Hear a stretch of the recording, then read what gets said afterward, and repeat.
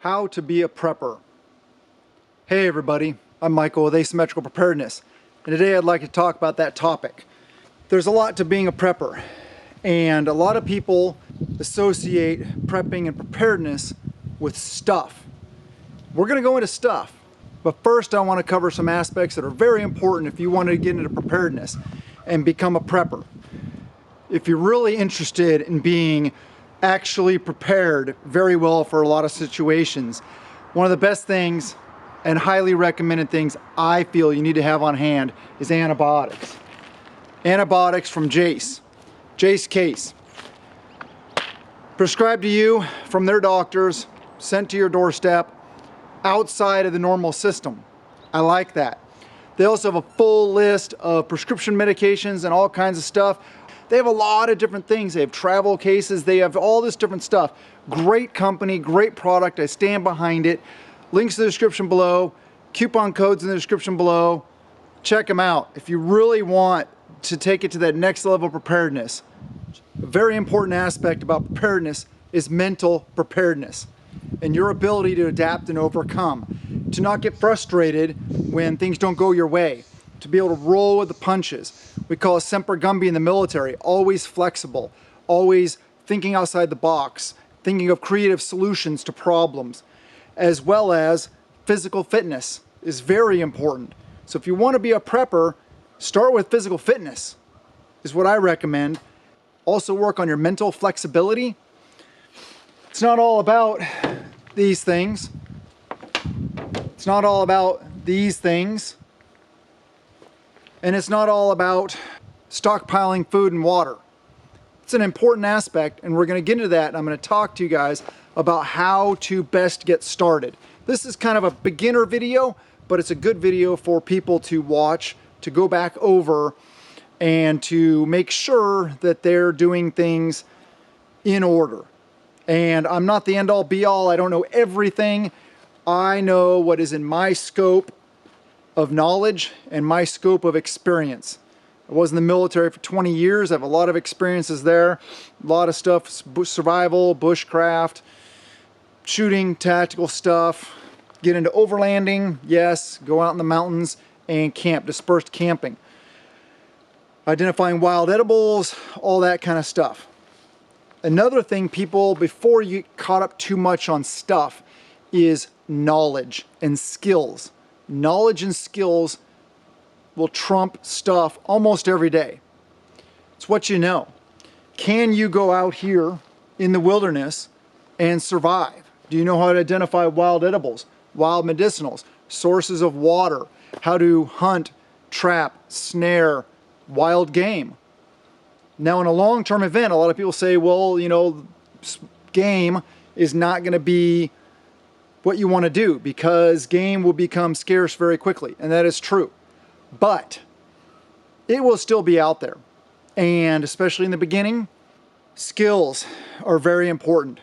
Medical skills are very important. There's a lot of skills that are very important. Gardening, foraging, like I said, mentioned fishing, hunting, trapping, snaring, all those kind of things, as well as communications, vehicle maintenance and repair, being a mechanic, being a welder. There's a plethora of skills that apply to prepping. So please, if you wanted to get into prepping, work on your skills, your mental strength and flexibility, your physical fitness. But, like I said, we'll talk about some stuff. A lot of people start off in getting into preparedness through the tactical aspect of things. That's how I did.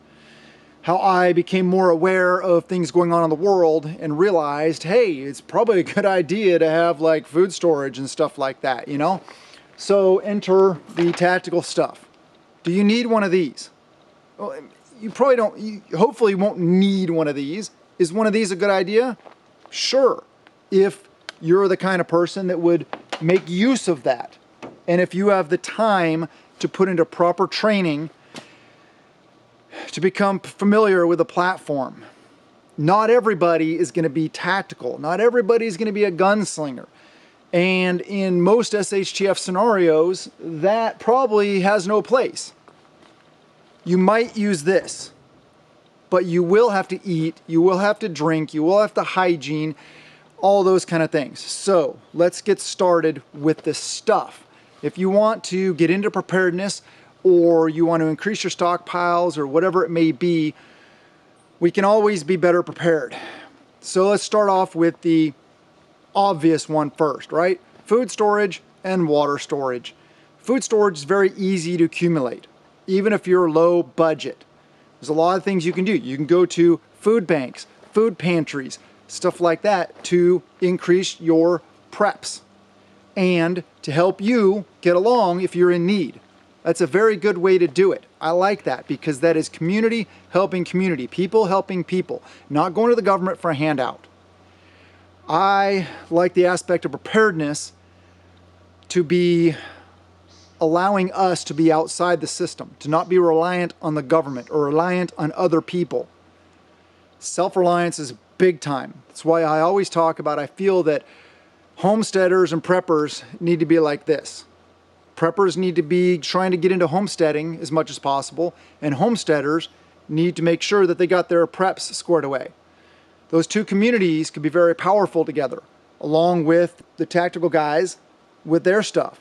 If those three groups got together, the Minutemen, the homesteaders, and the preppers, that would be very powerful. So I mentioned we're going to talk about getting stuff and how to get started. A lot of people shop at Walmart or a Costco. So I'm just going to use Walmart as an example. Generic, any grocery store. So when you go into the grocery store, what are some of the least expensive items you can get and that are good for long-term food storage? Very simple. Beans and rice, right? That's true. But there's some other things you can think outside the box also at Walmart that are very, very good, inexpensive food storage ideas. One of them is in the pet food section, the field corn. Big, huge, like what, 40, 50 pound bag for I don't even know how much, I forget. I think it's like 15 bucks maybe. That is 50 pounds of food.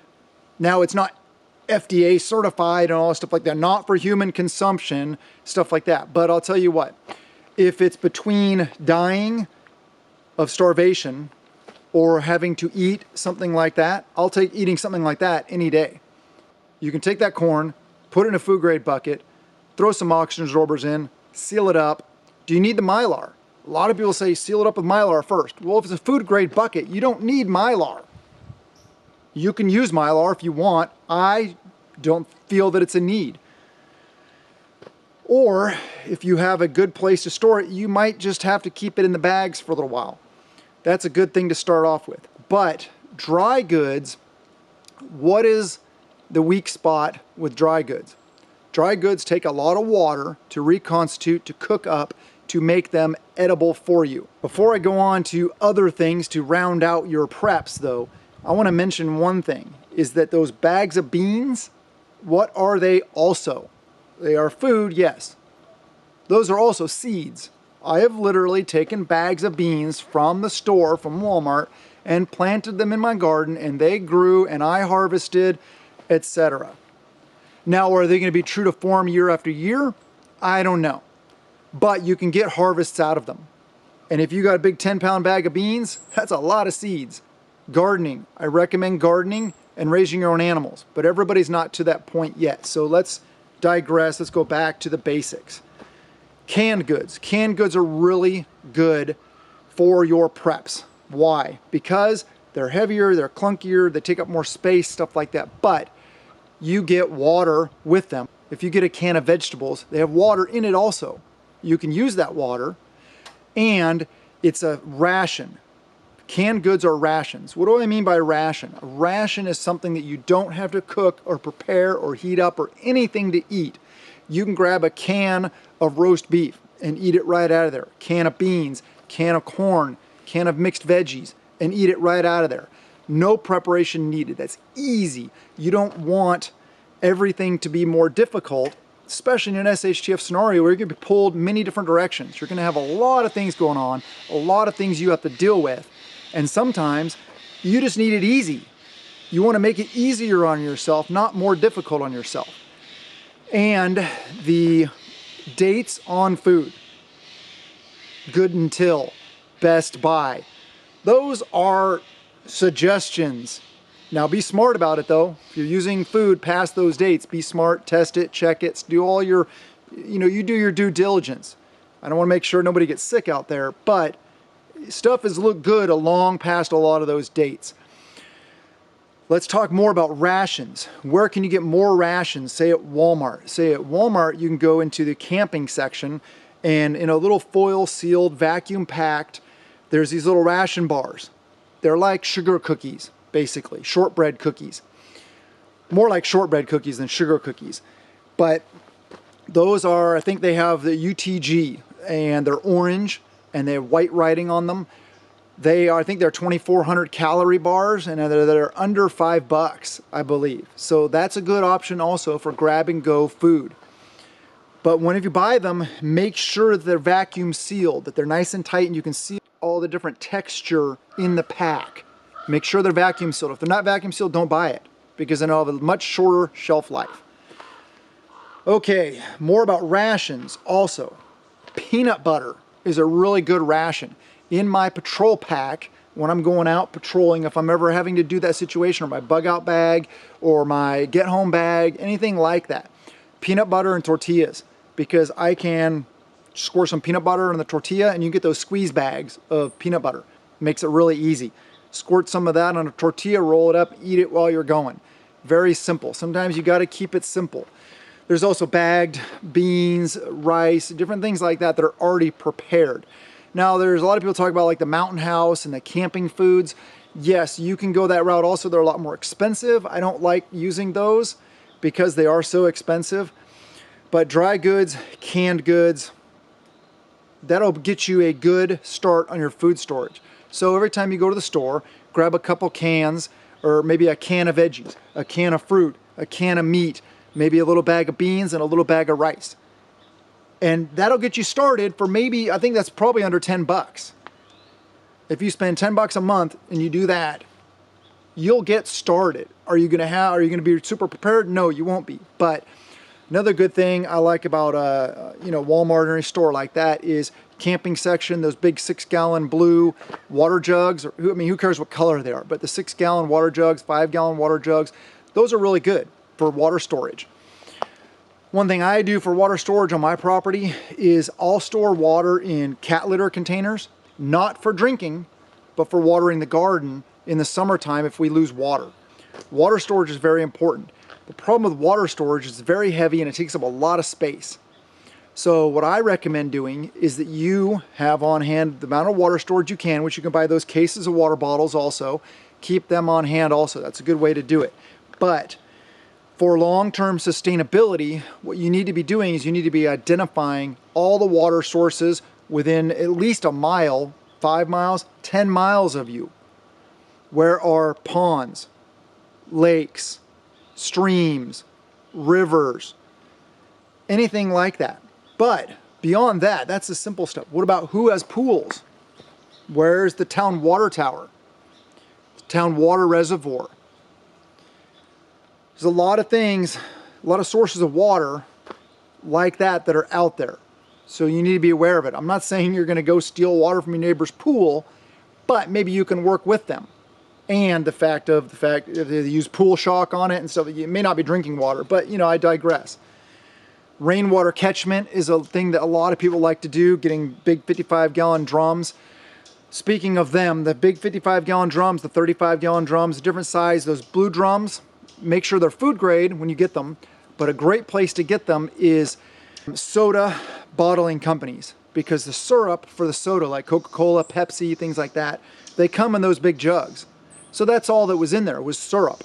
And they sell them for very inexpensive in a lot of locations. I'm not sure about all of them, but I know one near me does sell them and they're very inexpensive. Much cheaper than buying them new, way cheaper than buying them new. So we could talk about food, we talked about water.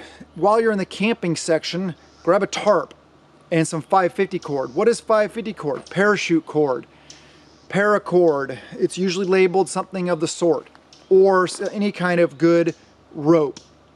It doesn't have to be big rope, depending on your application, but some nice 550 cord, paracord, and a tarp can make a shelter, can do a lot of things for you. One of my favorite things that I always make sure I have lots of it on hand is shoe goo. I use shoe goo for everything. I have used shoe goo on the Land Cruiser. My rear fender flare on this side is held on by shoe goo. I repair shoes with them. I repair tarps with them. I repair tents with them. I did some repairs on the rooftop tent with them. I use shoe goo for a lot of applications. Use shoe goo for applying jute on ghillie suits. There's so many applications for shoe goo that you gotta have some shoe goo. Find that in the shoe section by the insoles and the different things, the sprays to waterproof them. Speaking of waterproofing and weather, make sure that if you want to go the route of being a prepper, proper footwear, proper clothing, that you have clothing that is suited to going out into the environment, working outside. I like, as you can see, I like earth tones. I primarily wear earth tones everywhere I go and all the time because I never know when something's going to happen. I never know when I'm going to have to grab this and go out into the woods and do the things. I would, however, stay away from tactical appearing clothing. That's why this ball cap is just a plain brown ball cap, just a green t-shirt. These are tactical pants, but I would stay away from them. I like pants with cargo pockets. That's why I really like the Riggs Workwear Ranger line, and I would stay away. I don't really go with the other brand anymore because they went a direction I don't want to support them anymore. But Wrangler and Riggs Workwear, I don't know, they're probably not that good of a brand either. I don't know. But having just non-tactical clothing is a really good thing because tactical clothing will draw attention to you that you may not want.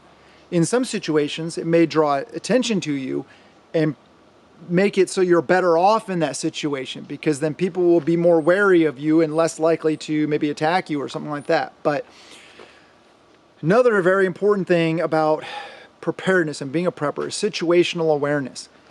Head on a swivel, 360 degrees. What's around you at all times? Where are the people? Reading body language, being a people watcher, paying attention to what's around you. And I recommend, personally, always carrying. Having the ability to defend yourself and others at all times is very important. I highly recommend that. Get your license, go down and carry. If you're in a constitutional carry state, awesome. That's the best way. That's the way it should be. Make sure you're safe, make sure you're trained though. Let's get into vehicle preparedness a little bit. As a prepper, your vehicles have to be prepared because this is your bug out vehicle, if you have to. That is a second choice. Bugging in is always primary because that's where all your stuff is. That's the environment you know. It's the environment you're safe in, you're secure in, you are familiar with.